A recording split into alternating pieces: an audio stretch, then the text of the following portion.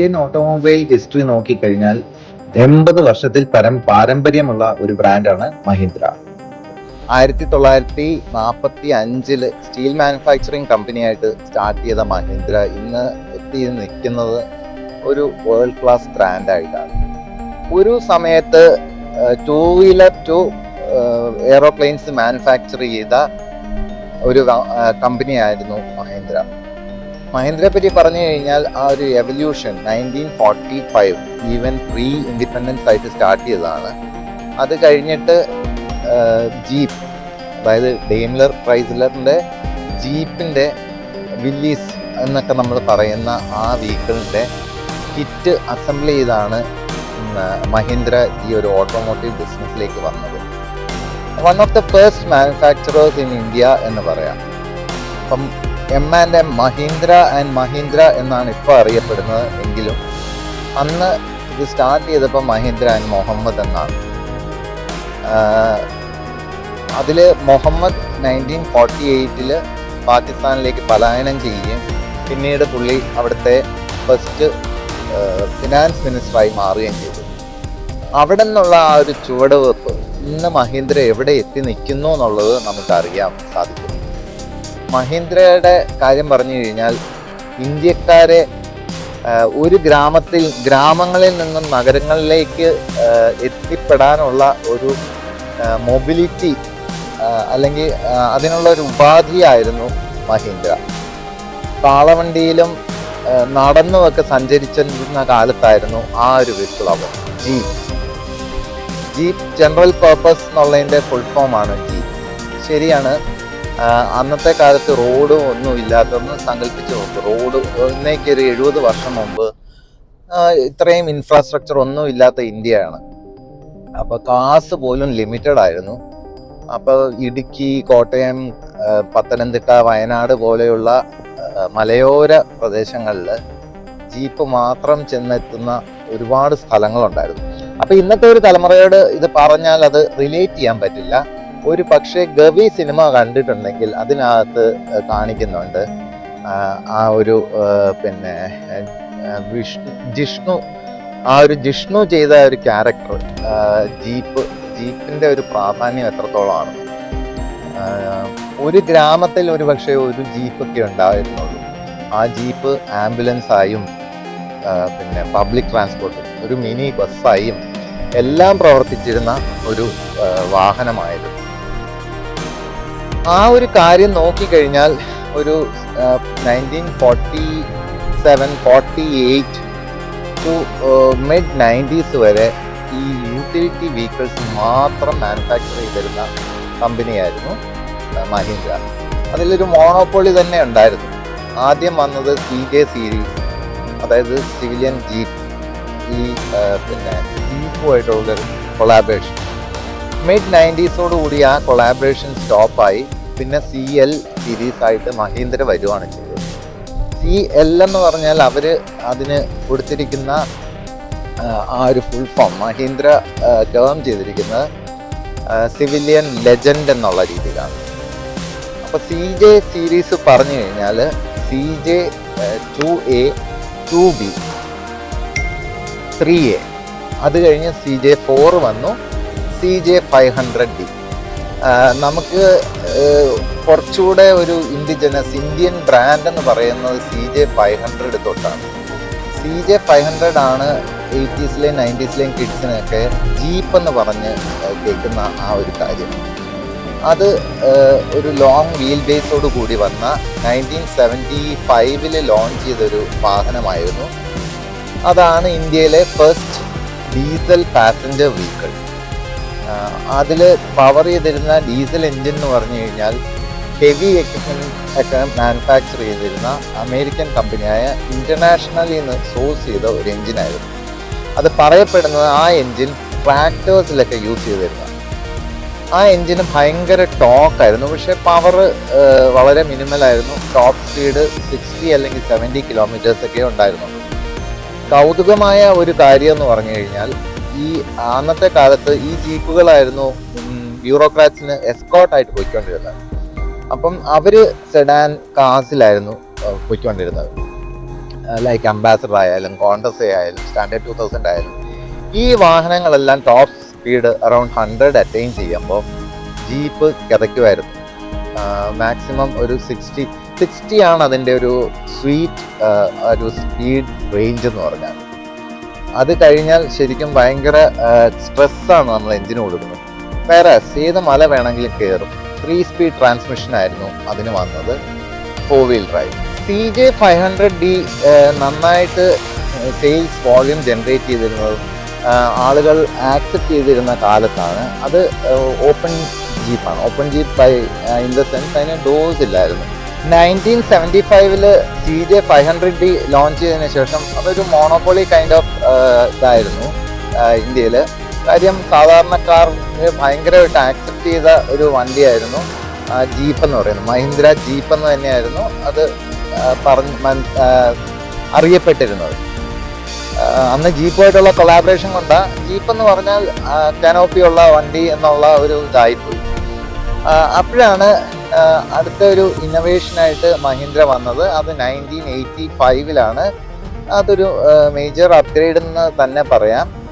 അതാണ് MM540. MM540 എന്ന് പറഞ്ഞു കഴിഞ്ഞാൽ മലയാളികൾക്ക് മനസ്സിലാക്കാനായിട്ട് ഏറ്റവും വലിയ എക്സാമ്പിൾ എന്ന് പറഞ്ഞു കഴിഞ്ഞാൽ ദേവാസുരത്തിനകത്ത് മംഗലശ്ശേരി നീലകണ്ഠൻ്റെ വണ്ടി.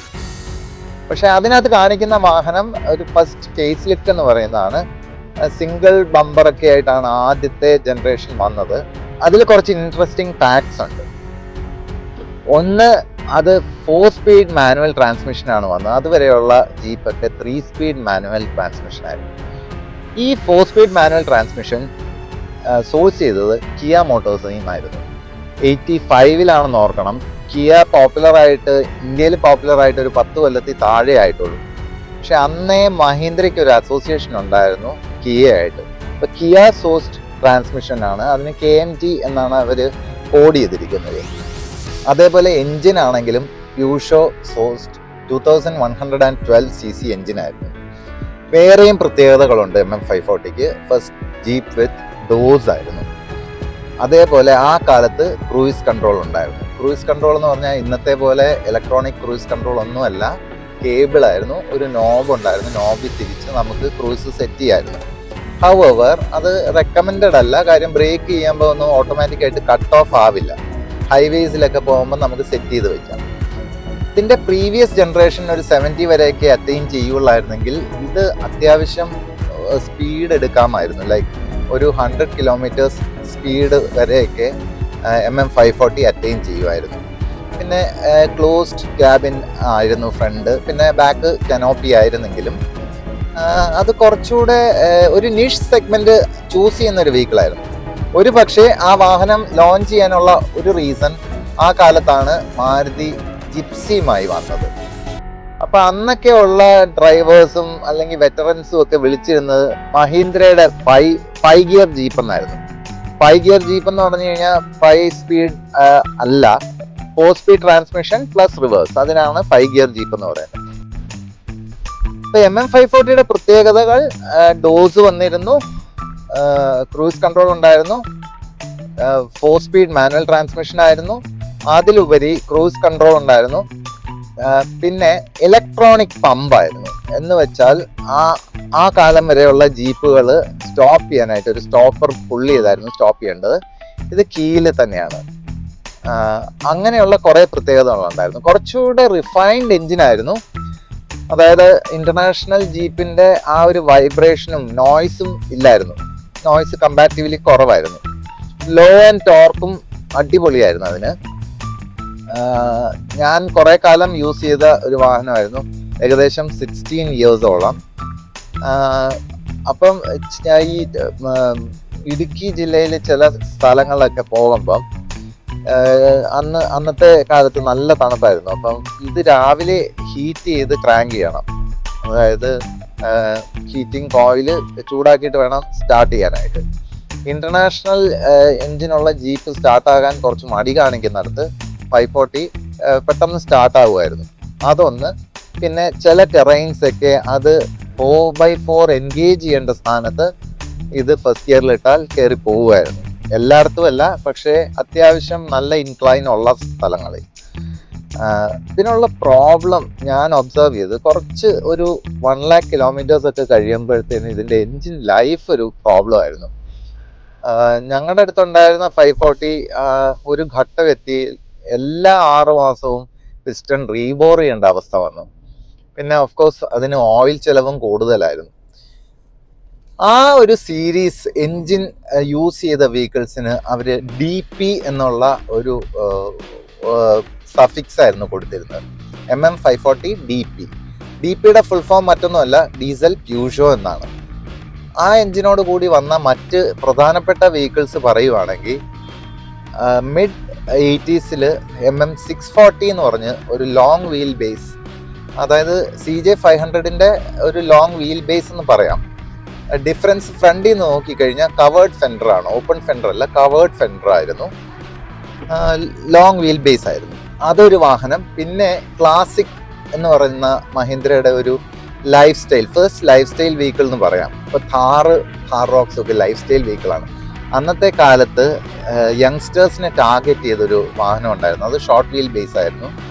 ക്ലാസിക്, മഹീന്ദ്ര ക്ലാസിക് എന്നായിരുന്നു അതിന് മഹീന്ദ്ര കൊടുത്തിരുന്ന പേര്. അതിൻ്റെ കോഡ് 340D എന്നായിരുന്നു. അതേപോലെ വേറെ വാഹനങ്ങൾ വന്നത്, ഒന്ന് കമാൻഡർ 750 DP ഉണ്ടായിരുന്നു. ഫ്രണ്ട് നോക്കിക്കഴിഞ്ഞാൽ MM540 അഥവാ ഫസ്റ്റ് ജനറേഷൻ ഥാർ പോലെ ഇരിക്കും. അത് 3 row സീറ്റിംഗ് ഉണ്ടായിരുന്ന വാഹനമായിരുന്നു. പിന്നെ മാർഷൽ എന്ന് പറഞ്ഞ വാഹനം ഉണ്ടായിരുന്നു. അതേപോലെ ബൊലേറോയുടെ ഫസ്റ്റ് ജനറേഷനും വന്ന എൻജിൻ ഇത് തന്നെയായിരുന്നു. അതോടൊപ്പം ഗുഡ്സ് വെഹിക്കിൾസും ഉണ്ടായിരുന്നു. അതിനെപ്പറ്റി നമ്മൾ സംസാരിച്ചു കഴിഞ്ഞാൽ ഈ ഒരു വീഡിയോയിൽ നമുക്ക് നിർത്താൻ സാധിക്കില്ല. MM540 പറ്റി പറഞ്ഞു കഴിഞ്ഞാൽ, കൈസർ എന്ന് പറയുന്ന ആ ഒരു ജനറൽ പേർപ്പസ് വെഹിക്കിൾ, പണ്ട് എനിക്ക് തോന്നുന്നത് ഒരു 40s 50s ഉണ്ടായിരുന്ന കൈസർ എന്ന് പറയുന്ന ആ ഒരു വാഹനത്തിൻ്റെ ഡിസൈൻ ഇൻസ്പയർഡ് ആയിട്ട് ലോഞ്ച് ചെയ്ത ഒരു വാഹനമായിരുന്നു MM540. ആ MM540യുടെ ഫ്രണ്ട് ഫേഷ്യയോട് കൂടി കുറേ വാഹനങ്ങളുണ്ടായിരുന്നു. അതിലൊന്ന്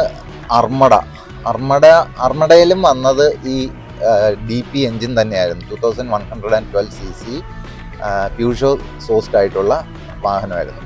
അത് മഹീന്ദ്രയുടെ ഒരു ഫസ്റ്റ് അറ്റംപ്റ്റ് ആയിരുന്നു SUV കൈൻഡ് ഓഫ് ഒരു പ്രോപ്പർ ഒരു പാസഞ്ചർ വെഹിക്കിളുമായിട്ട്. അൺഫോർച്ചുനേറ്റ്ലി അതത്ര സക്സസ്ഫുൾ ആയില്ല.